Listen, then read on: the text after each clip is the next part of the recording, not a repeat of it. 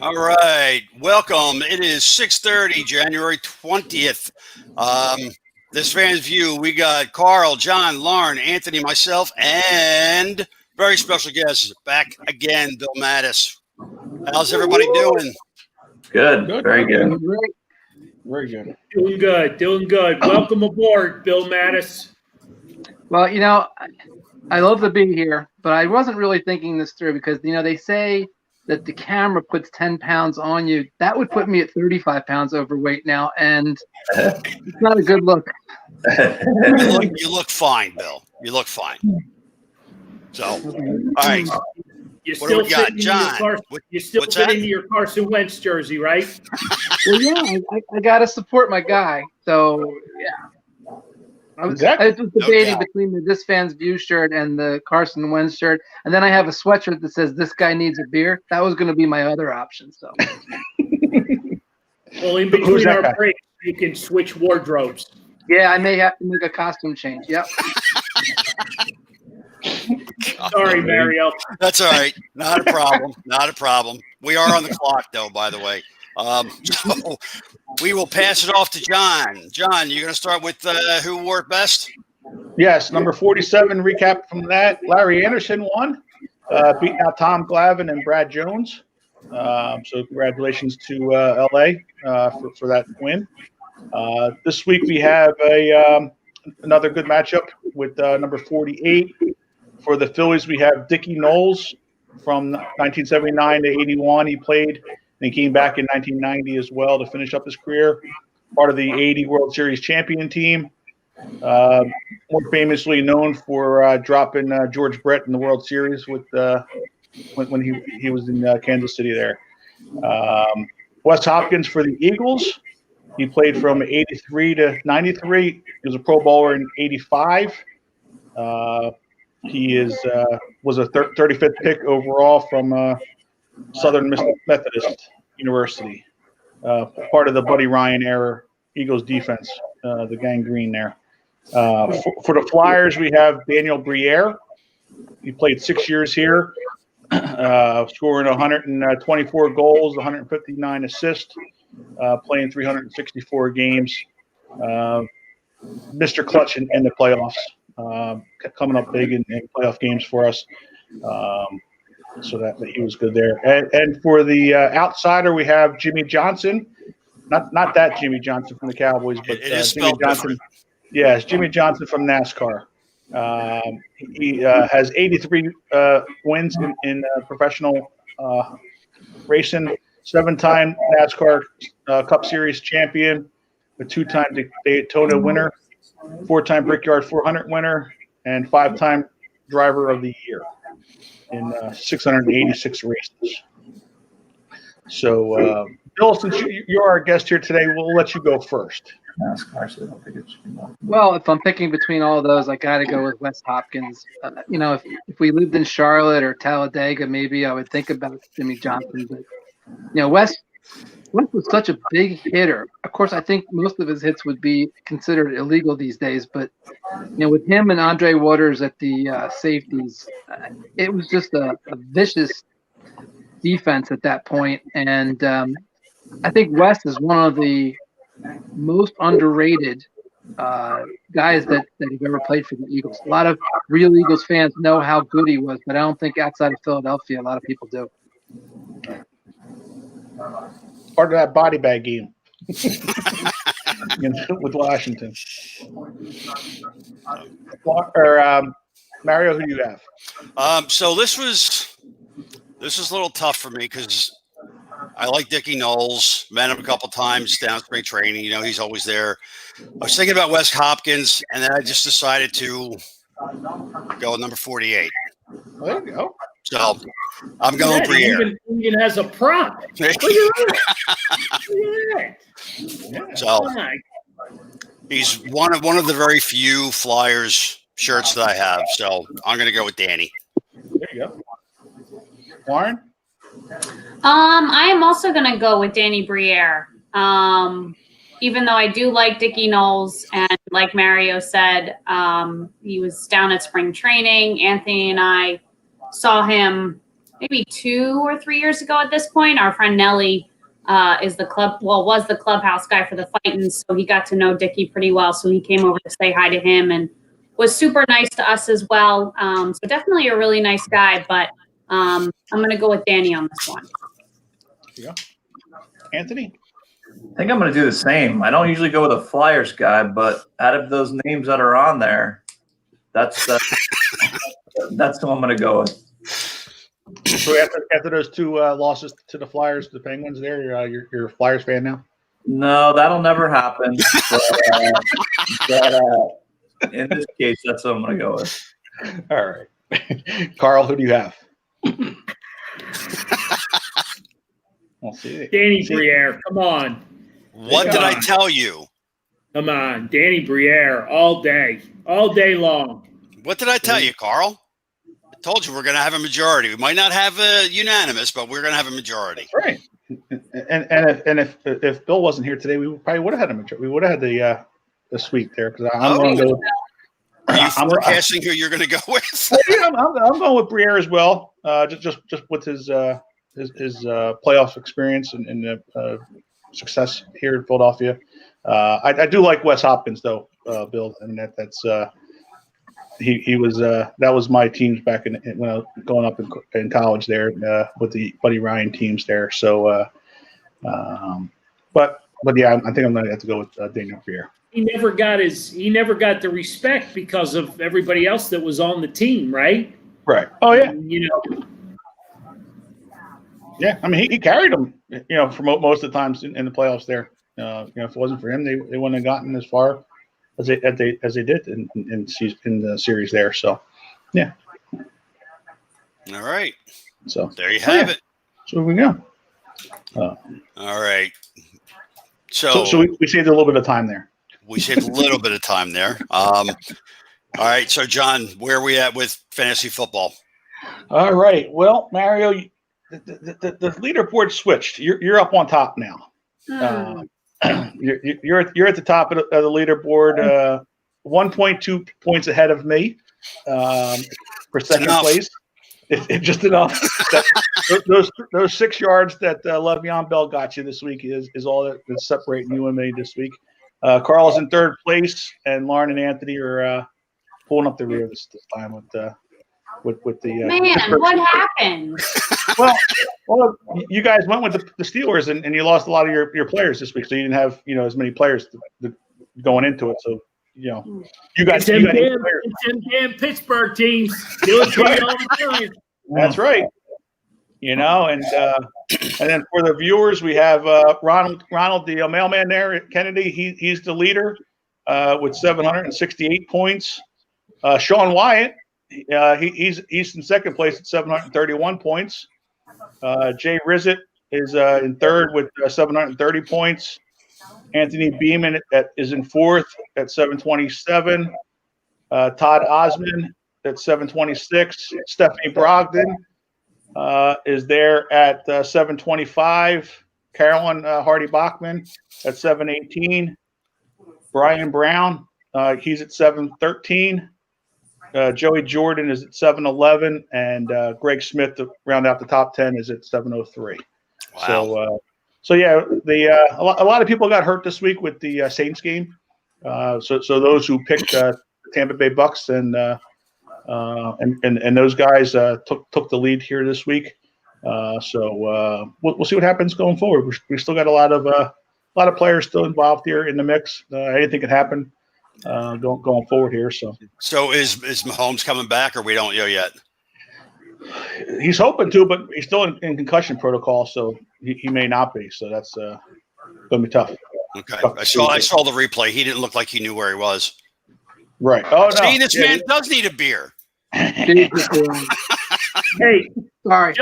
Just in time. Let's raise our glasses, beers, cups, whatever. Tom Canine, happy birthday. Happy birthday, Tom. Yes, happy birthday, Tom. Happy birthday. He's on board. He's listening tonight. So let's wish him a happy birthday. He's a good guy. He's a good customer of the store, and he's on tonight. I don't know. He's probably been out partying all day, so he probably doesn't realize he hit the button to be on the show. So you know who else's birthday it is today? But anyway, No, who? It's Carson Wentz's birthday today. Ah, Oh, is no, I'm it? sorry. Yeah? No, I'm not. I'm wrong. It's Nick Foles. My bad. It's Nick Foles. I knew Warren would be happy. Nick Foles, yeah, same thing. It was Nick Foles. Seriously, John, that's what Seriously. you Why you gotta do that? See, why don't for the pot? poking the bear. Isn't your arm tired at this point? Well, no, it was Nick Foles' birthday. I screwed up because those were in the Wentz jersey that had my mind set that way. But it was Nick Foles' birthday today, so I'm sorry. How convenient. Mhm. It just happens to be. I mean, yesterday was National Popcorn Day. We can't use that I want to tell you. I mean, All right, so whose birthday is it? Do we have a final count? Yeah, it's Nick Foles. It's Okay. definitely not Carson Wentz because No, Carson Wentz is back in like December, and I clearly remember saying, "I hope it's we his did. birthday as an Eagle," and I still stand by that. If it's his birthday again today, So according to Justin Dietrich, it's Felipe Amont's birthday as well. There you go. There you go. oof. And he had such potential. He was such a big arm. Remember him? Oh yeah. My God. Bill, you probably got like 2,500 cards of him signed, don't you? No, he was tough. He was tough. At least when I was there. Yeah, he was one apiece if you can get that. And no, I remember being in Reading and actually talking to him. He was tall. He was really big. Oh, Right? he was 6'8", Canadian, 6'9". right? Canadian. Boy. Yeah. Yep. Too bad he couldn't throw it over that little plate thing that they used.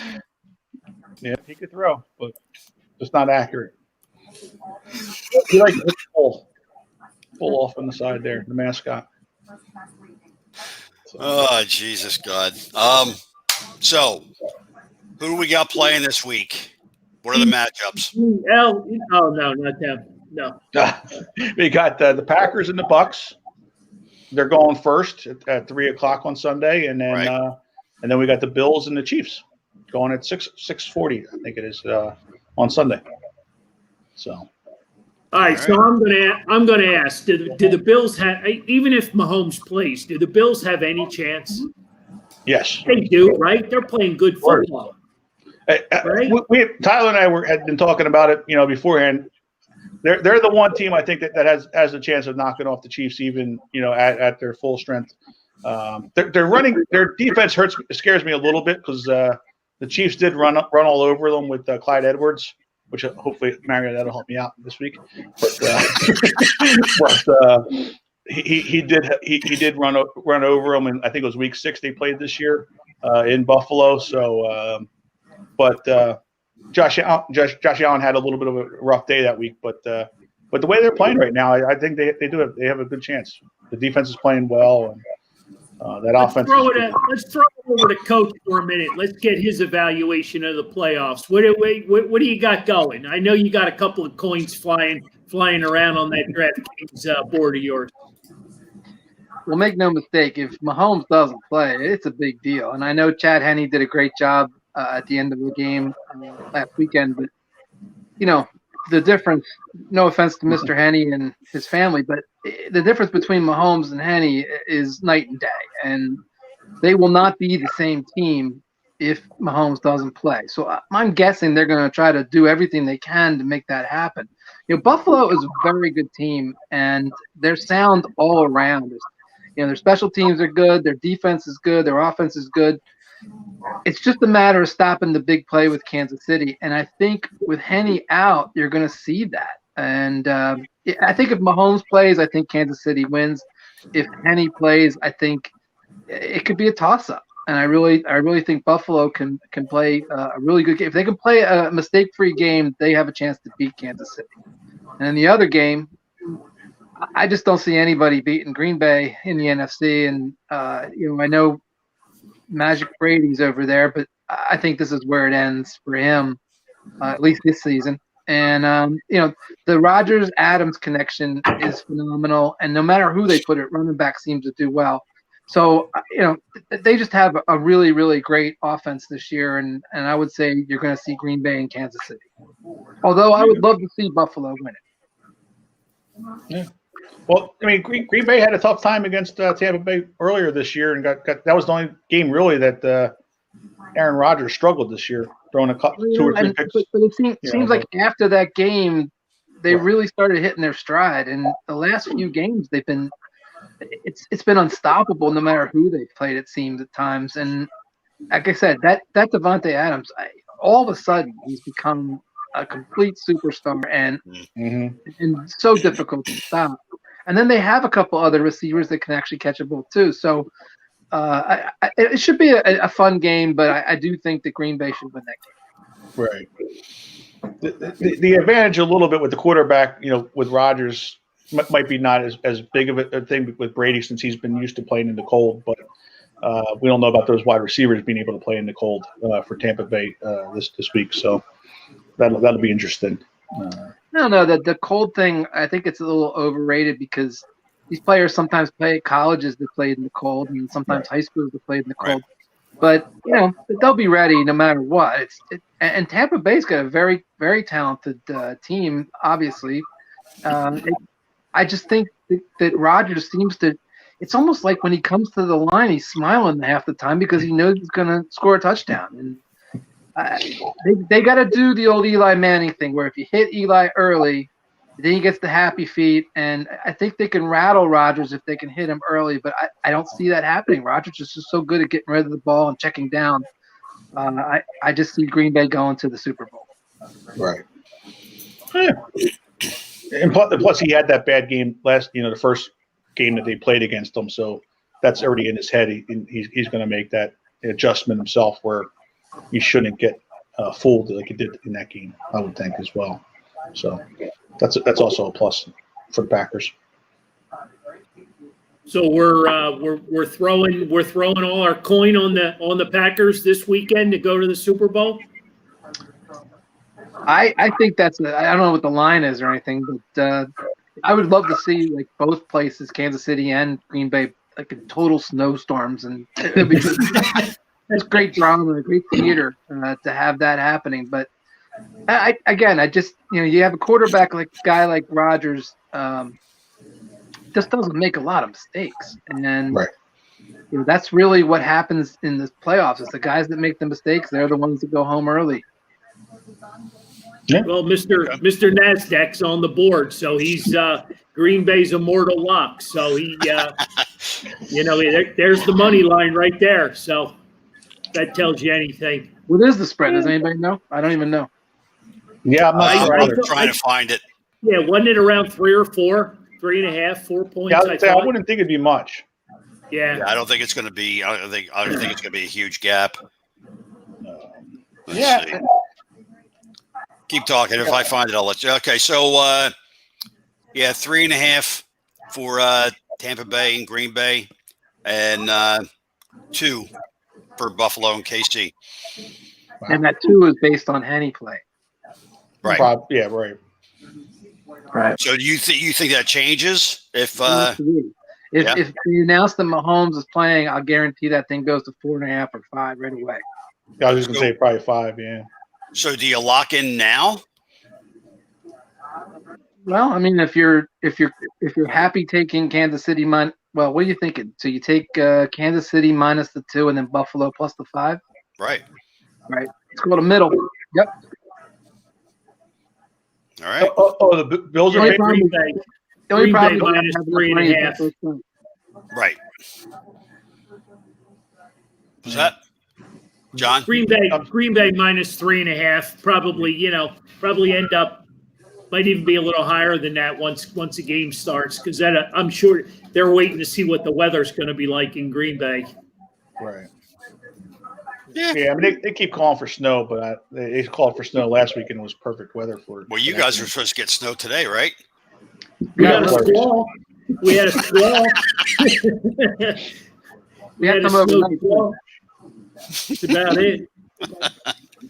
All right. They weren't wrong. So is that our football segment? And yes. No, that was still fantasy football. Now we're moving into. Oh. That was just the segue into the birds. Oh. So interesting. Where do we start? Everybody's biting their tongue. I'm trying to be nice. I get yelled at when I'm too rude. Well, so I saw an article. I'm not sure if you posted it, John, where players have been texting Laurie to hire Deuce. Yeah. What's your thoughts on that? And Bill, I'm going to ask you the same thing. Do you think he's ready to be a head coach? John's going first. No, you go ahead, Bill. You go first. You are the guest, Bill. We'll give you first. He's definitely ready to be a head coach. I guess the dilemma you have is, with Deuce being a disciple of Andy Reid and Doug Peterson, why didn't you just keep Peterson? Because, it's sort of a handed down system. And I'm okay with that. And the thing is with Deuce, obviously, he has a different relationship with the players than Doug or Andy did. He's friends with a lot of the guys and almost like a big brother to most of them. And sometimes that works, sometimes it doesn't. But he's certainly deserving. I mean, he's been an assistant coach for a long, long time. I don't know if he took the job, if he would call the plays or not. I'm guessing he would, but maybe not. But he's certainly qualified. And, I hear some of the other names they're talking about. And again, Eric Bieniemy, he's coming from an Andy Reid system too, and you'd have the same situation there. And I don't know if Jeffrey Lurie is looking to make a clean break from the Andy Reid / Doug Peterson system or not. It doesn't really make sense because a lot of times you bring your personnel in to fit the system. So maybe he just wanted a different person calling the plays, different person making the decisions on whether to go for 2 or go for it on 4th down. Maybe those things are something that he believes that Deuce could do a better job at, or Eric Bieniemy could do a better job at. Some of these other names, A, I don't even know who they are, and B, I just don't, have any love for them. So to me, I would say if it was me, I would be looking at Deuce or I'd be looking at Bieniemy. Okay. I'm curious as to who Sue's talking about. Deuce. Okay. Yeah, he's talking about Deuce Staley. We had him at the store for a signing shortly after they won the Super Bowl, and that was his first public appearance where he decided to change his autograph. Oh. And no longer wrote his name. He just put a dot and then the number 2 and then another dot. We didn't realize his autograph had changed. He didn't really give anyone a heads up. He just started doing it. So we had a lot of people coming through with team signed stuff that now all of a sudden had this rather unique yet clinging signature on it.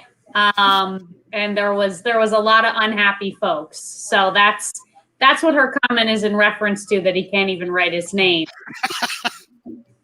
It was he trademarked it. And the sad part is, prior to that, he was in Reading.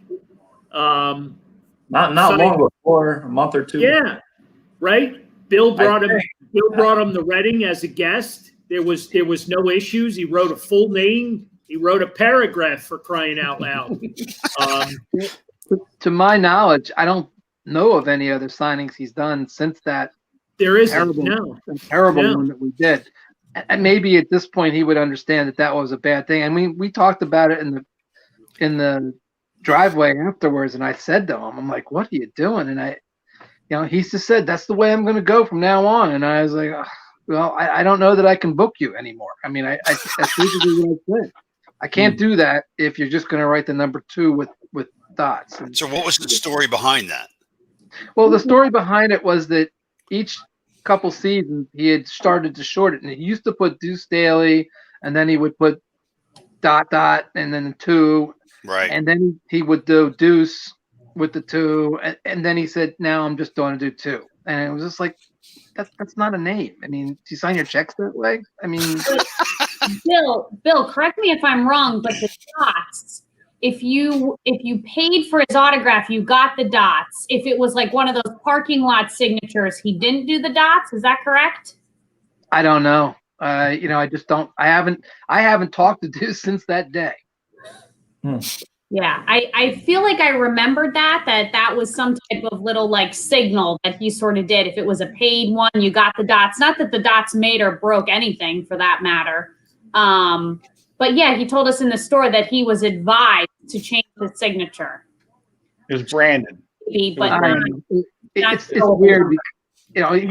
He was in my car the day that I guess it was right after Andy Reid had got let go, and Jeffrey Lurie made the power move to keep him here in Philadelphia and not let him go to Kansas City with Andy. And he was okay with it. And he to me, he's always been a really nice guy. And he did the Reading deal, and he was great out there. And that hit me completely by surprise. And I remember, I don't know if it was John or if it was somebody else came to me and said he's signing a 2, and I went, well, he always signs 2 because he's Deuce. And he's like, no, he's just signing a 2. And I was like, what? Yeah. So I went over. I said, what are you doing? And he's like, well, this is my new autograph. This is what I'm doing. I'm like, Deuce, you can't do that. I mean, you can't just change things up. He goes, well, that's what I'm doing. I mean, maybe he just doesn't want to do them anymore. The best part was that's fine too, but Oh, he wants to do them. He loved doing them. I don't know why he would have done that to do it, but I was as baffled as anybody else and surprised as anybody else. And that's a little. We've had a lot of really great signings at Carl's Cards, and that was just not one of them. well, the best part was when somebody wrote or said, "Can you write this out to John and put your number on there?" He got 4 signatures with that because he had two. He instead of doing TO, he wrote to 2, to John, to 2, and then 22. He did go Deuce and 2. Jesus. Yeah, I mean, you got it all. So while we got the Bash Deuce hour going, I mean, he's got it. He's a great personality. He won a Super Bowl in Pittsburgh. He won a Super Bowl here with the Eagles. Bill, you've worked with him a number of times. It's one of those weird kind of, what happens? Let's play this thing out a little bit. He becomes the coach of the Eagles, right? Right. What's the signature going to look like then? Well, if I was the agent of the deal, let's just say that Carl called me and said, hey, let's try and get Deuce again. And I would text Deuce. I would say, hey, Deuce, they want to have you at Carl's Cards again, except you have to sign your full name. No more, just 2. What do you think? Here's the offer, blah, blah, blah. Mm-hmm. And see what he says. I mean, if he says, no, I only want to sign 2, I'd say, okay, can't do it. Uh-oh, we got a prop. Well, I'm just going to provide a visual. Of yes. the two. Oh, so they're double quotations. Yeah, but normally back before that, he gave you that along with a really beautiful signature. Right. Full name. Yep. He was not, he was not crazy about this. We were, I don't know. I lost my mind that day. Good thing good old Nate Sudfeld was there. How about that, huh? Nate Sudfeld and Deuce together. There's two great names for you. Yeah. Well, and he said he was going to change his name to 8 or change his number to 8 because then that way he could just do an 8 for the Nate. I mean, joking with him. Come on, boys. We just won the goddamn Super Bowl. Jesus God. Uh-huh. Oh yeah. Well, he might be the best choice for an actual coach because they'll probably be the cheapest. They like him, and what the hell's the difference, right? Yeah. Just let him give him a chance. While we're in the mood for ripping these athletes and whatnot for their signatures, I'm gonna lay one on you that's more current to Flyers hockey that happened a couple of weeks ago with a private signing with number 13 of the Flyers, Kevin Hayes. Kevin Hayes, KH 13. How about that? KH 13.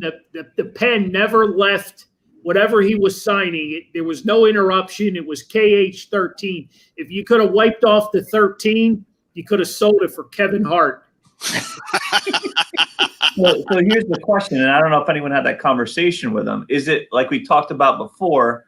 how some of these young guys weren't taught cursive in school. Like Derek Hall doesn't know how to do it. Saquon Barkley, you get an SB because he doesn't know how to do it. Is it because they don't know how to do it, or because they don't want to waste the time? I don't know. But either way, I don't know that that's going to change much for the future if these guys don't even know how to, no one taught them how to use cursive in school. True. Yeah. Well, I feel the need to put the disclaimer out that I had nothing to do with the Kevin Hayes deal. Absolutely, you didn't. But let me tell you, it's a pretty K, it's a very lovely H, and a 1-3. No line at all after the H at all? Nothing. No There was K-line, no H-line? interruption, nothing. Wow. But don't you So- think a lot of it has, no, I What's was that? say, don't you think a lot of it has to do with sort of the mentality of athletes these days, where there's sort of this, I'm going to do it however I want, and if you don't like it, then tough shit. Or do they not know how to do it? No, I mean, I think it's a combination of both. I think it's a combination of, this is how I'm going to sign, and if you don't like it, I don't really care, because don't you know who I am? You're not going to tell me how to sign. Whereas back in the day, athletes were a different breed back then.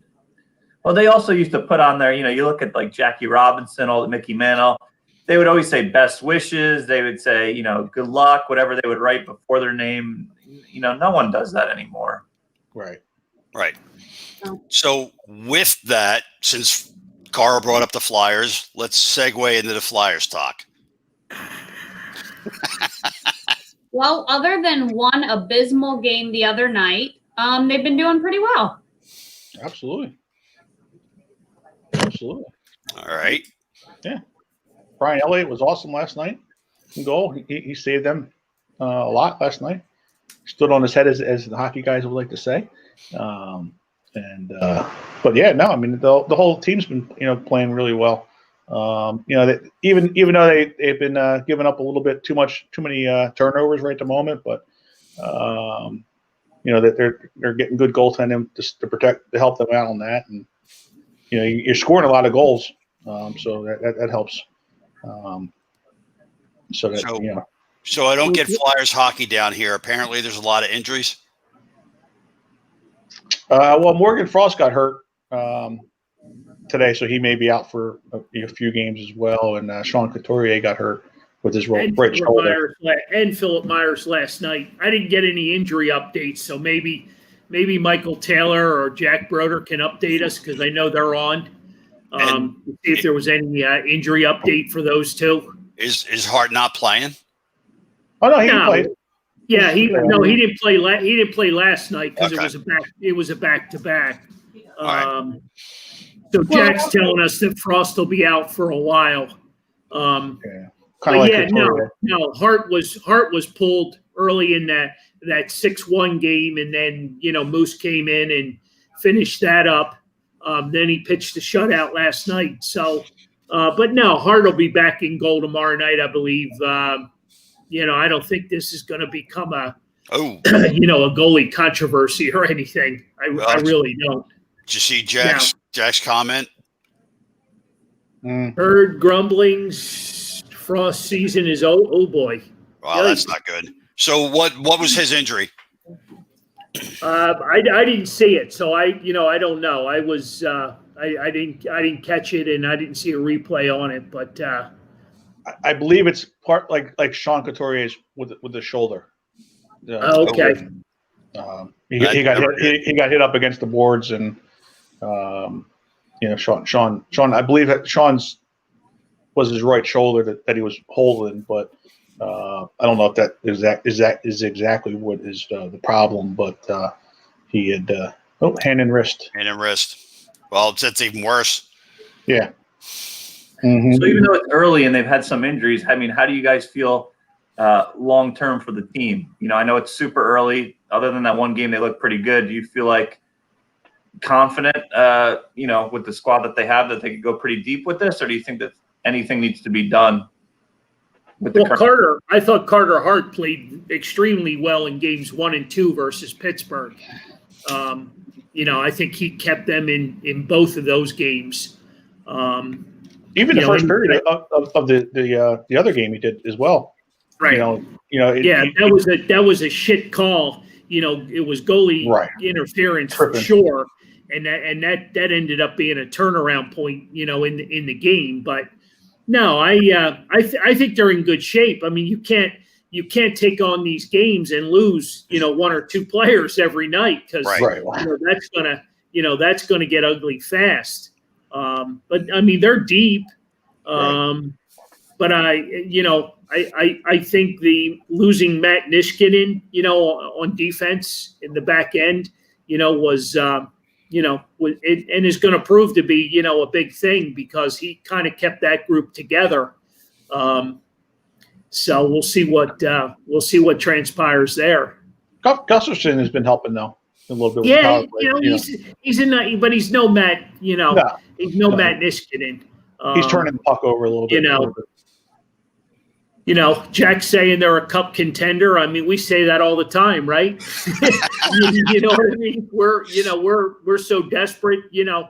I think But they got a lot of good young players. I mean, it's good to see Oscar's back. Oscar Lindblom's back. How's he doing? Good, very Yeah. good. You know, he looks good out there. Nolan Patrick looks extremely fast. Right. So yeah, I mean they they look Travis good. Konecny's stepping up. Yep. You know? Yep, You know, he had scored a goal in 21 games, and he had a hat trick the other night. So, Right. And he had you one know, last night yeah. too. yeah, so they'll be okay. The injuries are scary. They're scary for anybody. Right. You know, when you start losing a lot of guys. Joe Stinger wants to know about the captain. I don't know. I think the captain's getting old. What is he? He's got gray hair, right? He's 33, 34 years old. You know what I mean? He's starting to, he's an old man now. You know, we're used to seeing, Claude Giroux 18, 19, 20 years old. You know, it's not the same guy anymore. Is he slowing down? I think so. Yeah. I think so. Yeah. I'd like to I see think Kevin so. Hayes as the new captain myself. You probably will. I Yeah. think that's an excellent choice, especially if we could get him to write his full name. Well, as the captain, he's going to have to. you know what I mean? But no, I mean, yeah, I think he'll be good for it. And the other thing I like about this team, they're standing up for one another too. Like you saw, Warcheck got a hit there in the neutral zone, Nope. and then Yep. Warcheck, the beach house as Yeah. Jack would call him. But he got hit, on a little bit of a cheap shot, while his head was down. It happens in hockey. But then, I think it was Kevin Hayes that went right after the guy. Yep. And then somebody else got hit. I think it was I forget the other one. It might have been Drew who got hit, and then TK went after him. Like you see them going right after him right then, and not letting it get to where they're off the ice. They're going right after them, right after the shots. And plus they got nine different goal scorers, I believe it is, so far this year. So I mean that's a lot. That's a lot of scoring depth that you have there. So This schedule's not going to be easy for anybody, though. Playing what, eight times each team, 8 times. Right. right, and playing back to backs with each know what I mean? of the teams. You got Well, that's Boston. less traveling that way. Well, it is, but Oh, yeah. you're still playing back to back games against the same team. Yep. It's kind of like a mini playoff series. Yeah, and every team in the division basically is playing the same schedule. So Right. yeah, that's good. The thing that I like about the team is the depth, and Carl mentioned it. With COVID, there's going to be issues. They're not playing in a bubble. There's going to be issues down the road, and players are going to be kept out because of COVID and personal reasons, just like the NBA and the NFL. And I think the Flyers are deep enough, and the young guys are starting to show up. That's a big thing. Ultimately, though, it's going to come down to Hart and Elliott, because if Hart can stay healthy the whole season, they'll have a chance to win a Stanley Cup. But if he goes down for any extended period of time, then we're back to the same old scramble where we got to hope that Brian Elliott can play well and we can pick up somebody else to back him up. It's I think it comes down to Hart really as the main focus of whether or not we can be successful. Yeah. Much like Real Muto. Is that the segue? I was trying to give you. I gotta get out of hockey. Got to get out of hockey. Out of hockey. Okay, then let's move over to the Sixers. We're going to go out of order because I want to save the Phillies for last. You're not going to use that great transition right there. No, No, we fed it to him, but I know. he's been in Florida too long. I still want Too to. long already. He's got to go by the program. He's got to. Right? He's still thinking about his 19 3/4 inch shad that he caught That's this right. weekend. Yes, Yeah, my that is- tournament winning Chad. that his buddy beat him on. That he doesn't watch the show, so I can bust on him all I want. I know, but Bill Gordon just texted me and he said, I think his fish was 19 7/8. It got remeasured. It grew an eighth of an inch. You got to remember, I'm friends with some of them guys. Actually, That's Bill's the funny. one that measured mine and his. There you go. There you go. So if he was going to fudge it, he should have fudged it then. 76ers. So this is where Lauren jumps the show and talks about the red hot 76ers. It feels like forever since we've seen them, though. But they're back tonight, so that's exciting. Joel Embiid's in because, I mean, I don't like that he seems to be the difference maker. We were kind of just talking about the Flyers and how Claude Giroux finally has the help that he needs, and you don't have to rely on him as much anymore. But you can't say the same thing about the Sixers right now. If Joel Embiid isn't in there, if he's not playing, if he takes a game off or a quarter off or any time off for that matter, they look like a completely different team. And I hope we can get around to fixing that because he's a big man with a lot of injuries. And the minute he's out, it just seems like we're scrambling to pick up the pieces. You have Tobias Harris, who almost brought him back the other night, the game that they lost by 2 points. I mean, he does well too, but I just feel like there needs to be some more depth. Whether it's not to bring it up for the millionth time, whether Ben finally starts to shoot the ball or someone else does that can make it. But I got a lot of good pieces there, but I just don't know. You can't – I mean, if he's got to score 50, 60 points a night, I don't know that he could do that every single night. You got to have someone else help out a little bit. And Ben's got to be tired of hearing that his legacy is, he's too scared to shoot the ball. Just shoot it. I don't even care if you miss. Just shoot it. Actually, that's not true. I'm sure you would care if he missed. Well, I'm saying that, if people talk about him like he's John Stockton would shoot the ball.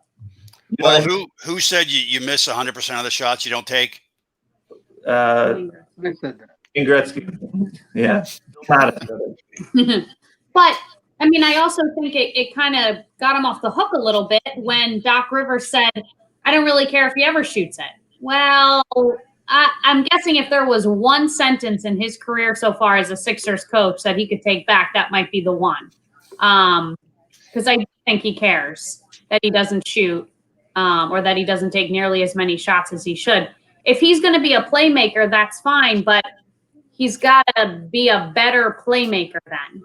And sometimes make the play himself. I don't know. I just get lost in the game with him. The box score says triple double, and he's consistent in most areas. And I don't know. I just get lost. The other night, he had the ball in his hands and the shot was there. What was it? A 12, 13 foot shot? I mean, It was. I mean, it may have been a contested shot, but I think it's one that he could have very easily made, and he throws the ball back. Where now it's a 20-foot shot that the guy's got to throw up. Stuff like that doesn't make the box score because he didn't do anything wrong. He passed it. So that's the problem. His numbers remind me a lot of times when you look at when I lived in New York, everyone always complained about A-Rod never did anything in the playoffs. His numbers always look great. He hits home runs when no one's on. That's all fine and dandy, but and I'm not going to put it all on him. I mean, maybe the bench isn't as good as it should be, or maybe they rely on Joel too much. I mean, it's still early and they could figure it out, but it would be nice if Joel could score 20 or 30 points and you still have a chance to win. When he's got to score 50 or 60, I mean, that's a lot of pressure on a guy to do that night after night after night, no matter who you are.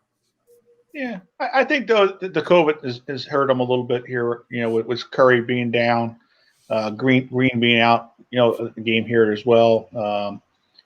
That's where you're going to get your shooting from. I think that's when Doc was saying he didn't care if Ben shot when he had his full roster, but like Lauren said, when you don't have a full roster and he's got to take over. And he did that last year.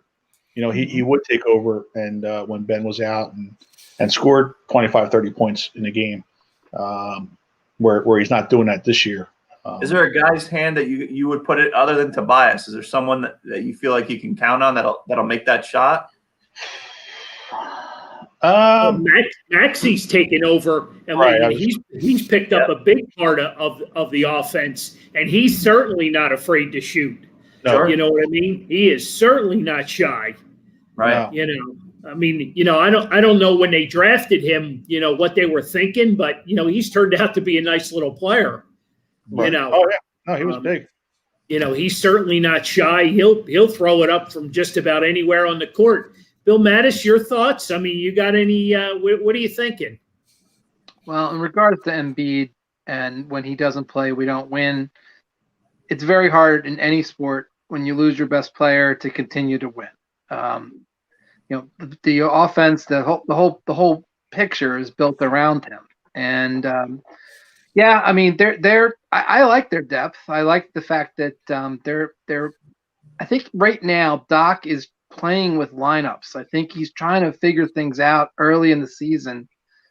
And sometimes that's frustrating because there was a game against the Nets when we were playing the Nets JV because everybody from their team was out for COVID, and we lost that game, and we shouldn't have. But there's because, in my mind, he's playing Isaiah Joe 30 minutes. He's playing other guys that he didn't need to play. But I think, like I said, he's trying to see what they got. And we found out that Maxey can play because of that. So now Maxey's in the starting lineup. He's getting 23 minutes a game. He's a solid player, and now they've added an extra piece that they can be confident with him. You've got a really great cast, and you have to have them all to be a serious contender for the championship. The guy who I think you can turn to, if it's not Tobias, if it's not Embiid, to shoot the ball is Shake. Lately, Shake Milton's come on like gangbusters, and he's very confident now where he didn't have that confidence last season. And I think you're going to see going forward that, Shake kind of reminds me a little bit of a Andrew Toney-ish type player where he provides instant offense, not necessarily physically, but he provides instant offense off the bench and can score in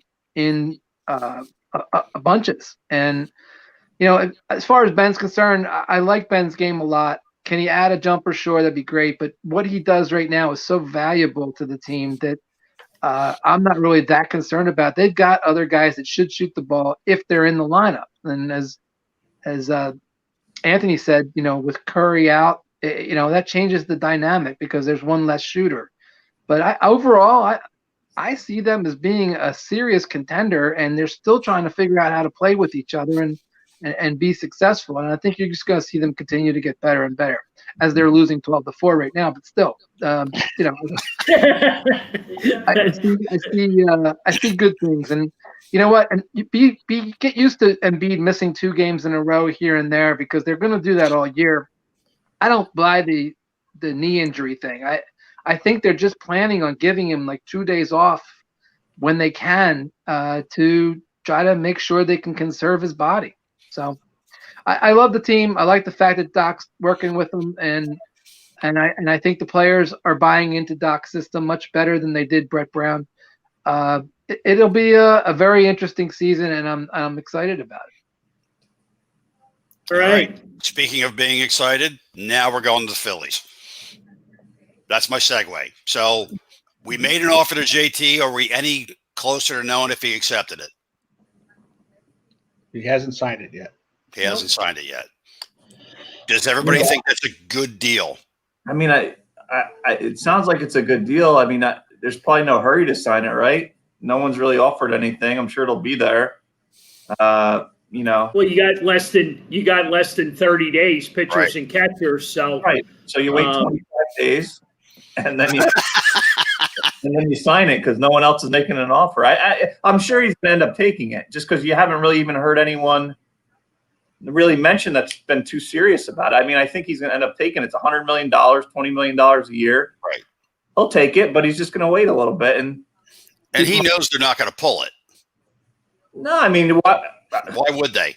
They could, I guess. I don't see them doing that. I think it's actually more than 100. I think it's closer to 120 million, if I'm not mistaken. Yeah, because there is incentives and other things in there that. Yeah, I think they brought it up. I mean, it's a pretty nice deal. I mean, I don't know what kind of number his agent was looking for. Obviously you want to pull as much as you can because you're only going to get one shot at this. Right. Now, he might have wanted some more time. 5 years. He might have wanted 7 or 8, but that's tough for a catcher to do as you get. So, especially in this environment, right? When you don't have stadiums packed with paying customers, it's very hard for owners to pay the dollars that maybe he was eventually hoping for. If I was an agent, what I would do right now is I would take that offer. I go to the Mets. I go to some other teams that I've talked to in the meantime and say, look, this is what I've got from the Phillies. Are you serious or not? Tell me if you can beat this. If you can't, let me know. I'm going to get back to them and tell them I'm going to take it. And I think he's going to make that one round. And I bet you hear something. I would think Real Muto himself would want to be settled within the next week or so, just because he needs to have the mindset as to where he's going on February 15th. And, I would hope that other Phillies are chirping in his ear saying, dude, we got to have you. If this is a good deal, let's get it down on paper. Let's go forward. Let's make this happen. So, I said before last time we were together, I don't see them doing anything if they don't have Real Muto. And this is a very, very pivotal spot for the Phillies for this season. I don't even see them win the division if they don't have him. So it's even tough, even with them, to win the division. Right. It's true, but I'm just saying they just have no shot without him. And there's just nothing else out there that you can take and plug into that spot instead of him and come remotely close to what he can give you. I'm thrilled that they made this offer. I'm thrilled that they came forward and made it public that they did it. And now that puts the pressure on his agent to get something done. And I'll tell you what, the pressure should be enough that he should make this deal one way or another with one team or another within the next week. Yeah, I mean, the teams you got to worry about, now would be Houston or maybe Texas, the Rangers. Having it, and I would think he should know that, like you said, because otherwise, if there is no other competition out there for the Phillies, then that's contract would already be signed. So let's say they sign him. Do you feel good enough if that's the last move they made going into the year, or do you still feel like they need? Because I still feel like they need pitching help. They definitely need pitching help. What are your thoughts? No, they definitely need pitching. The Archie Bradley signing, looks like it could be a good one. He seems to really want to be here. He gets it here. He's already throwing out the hashtag, sign JT on his thing. So that, he gets it that he wants to be, he's hoping that JT is going to be here. I think we need probably another solid piece in the bullpen, probably another starter. And then hopefully Didi as well, to round out the team. Because you're just signing JT is not going to be doing it, and that's also like Bill was saying, you got to have it in the next week or so, because they have to be able to make plans, to who they're going to go get. Right. 2 guys today, are off the boards now with Springer going to Toronto and Brantley going back to the Astros now. So did they make Didi an offer or no? Nothing official like they did with. They may have talking with off the record or whatever. But my only thinking was are the Phillies trying to save face with this move by saying that they put out this contract because they already talked to JT and they know what it's going to take, for JT to sign. Not that he has to give them, if he wants 7 years at $180 million, he doesn't, it doesn't mean you have to sign him to that or offer him that, but maybe a compromise and give him the 7 years at $140 million. Type of thing that you kind of go. I think that the years or the value is there as far as the years per year salary, but I think it's the length of the contract is what's holding him up right at the moment, and he's hoping for. I think if that offer is 5 years and it is 120, I think that's personally. I think in the climate that we're in, that's more than enough for a catcher. He should take that and sign that right away. Agreed. I don't see anyone offering that to anyone else. I mean. Well, you just got Springer with 6 at 150. That's the problem. Yeah, but they're not. They're different players. Right. You know what I mean? They are, but Springer's been hurt a lot. They're different players, though, and let's be realistic here. As hot as everybody was talking about JT, and John, you made this comment many times. That you thought he was going to be one of the top 3 guys off the board, like right away. Like he was going to be signed. Like almost instantly. And now you got all these teams that are filling their rosters out, spending that money elsewhere. Does JT fall to the Phillies at this 5-6 year deal at $100+ million?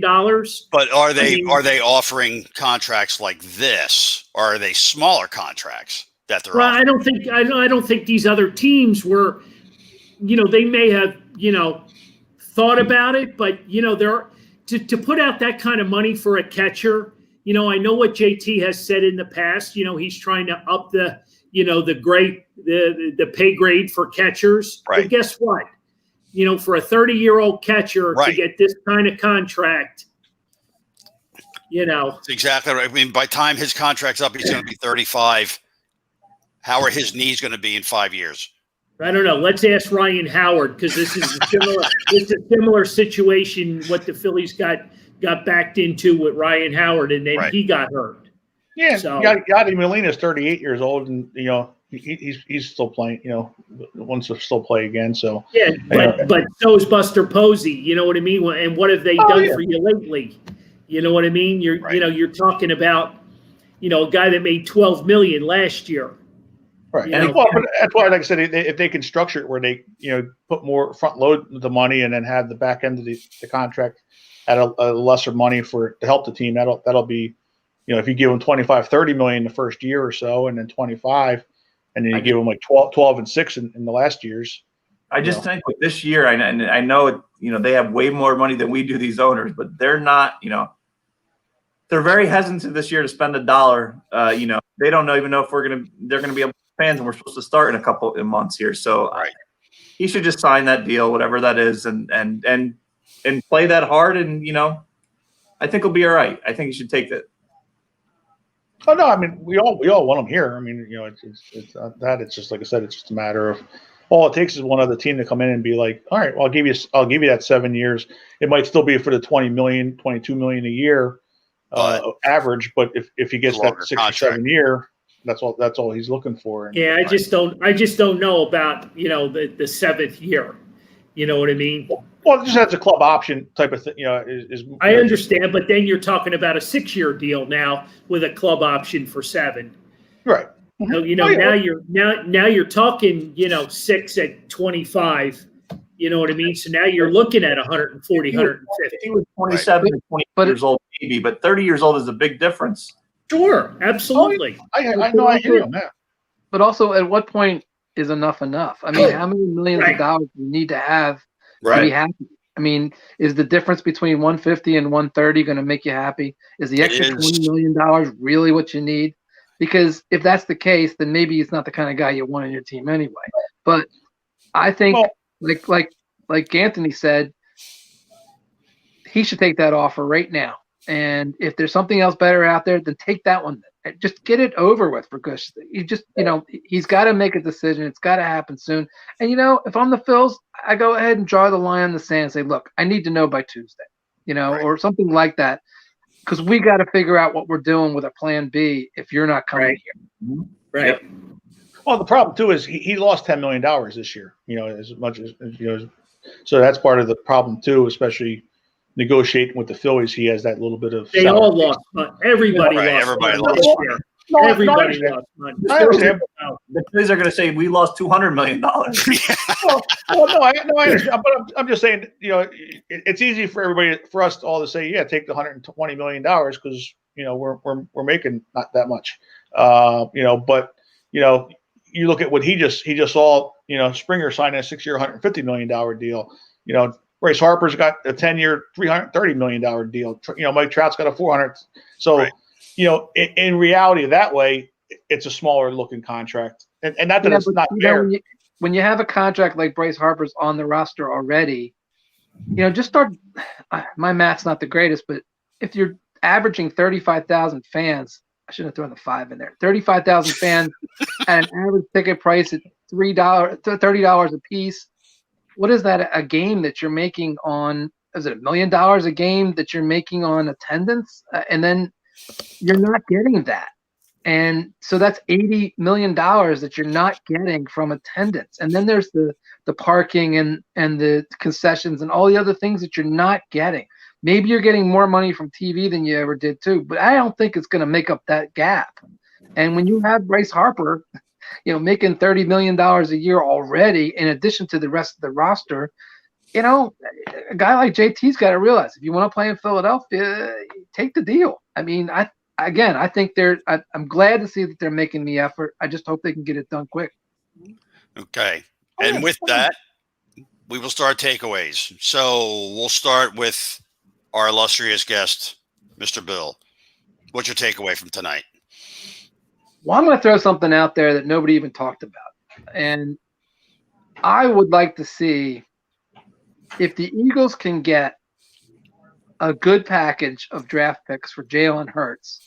It's my opinion he should be the one that's traded because he really hasn't proven himself completely yet. He's done a great job, and I'd love to keep him on the roster.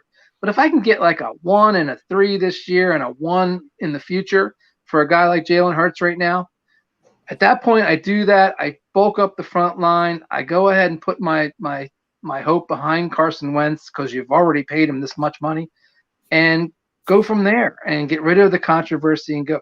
But if you can't get that, then you got to keep them both because you're not going to get anything for Carson Wentz that's worth it. And I'd hate to see them deal Carson for nothing. That's my take. All right. And we'll go counterclockwise. Lauren, what do you got? I am going to preface this by saying that this has nothing to do with politics. I am just excited that the person in the White House is a Philadelphia sports fan. Politics aside, at the Super Bowl when they won, he was at the World Series when they won, so it's just really cool that Philadelphia sports is represented in the White House. Maybe he can help us out with Middleton and get us a explanation to be able to get JT to be signed. I'm sure that's right at the top of his list. COVID, and then he's going to talk to Middleton right after COVID. Right. There you go. All right, Anthony, what do you got? I don't have much. I'm just excited to watch the Sixers. That's it. All right, Mr. All right. John. Well, I'm excited for the Flyers team and the 76ers team here. It's enjoyable to watch. Good coaching helping us out here. So hopefully that'll help us out here with the Eagles. We need to get a new fresh coach in here with the Eagles, get that going, and then hopefully the Phillies are back around and we have our 4-for-4 teams going here. We have a good shot to make it more exciting here in Philadelphia. So let's hope that happens. All right, Carl.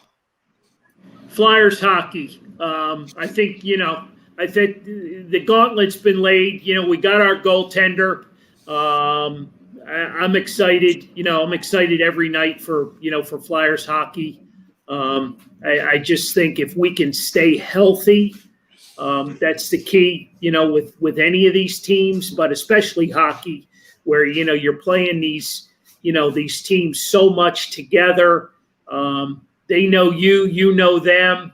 I'm just looking for big things out of them. You know, coaching. You know, we got Elaine Vigneault. We got another top name coach in the city to go along with Doc Rivers, and